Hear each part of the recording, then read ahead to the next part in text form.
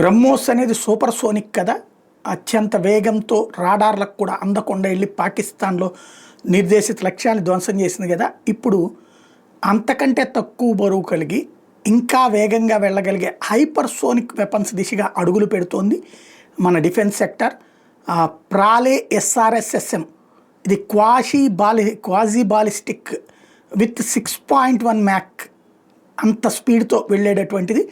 ప్రస్తుతం అది tactical strike capabilities పెంచేదాన్ని చర్యల్లో భాగంగా కీలకమైన అడుగులు వేస్తోంది. మన డిఫెన్స్ కాంప్లెక్స్ ఆ దిశగా అడుగులు వేస్తోంది.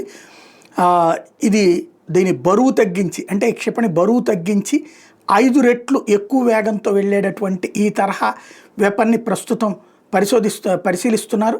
హైపర్సోనిక్ క్షిపణి కింద దీన్ని తీర్చిదిద్దే ప్రయత్నం జరుగుతోంది.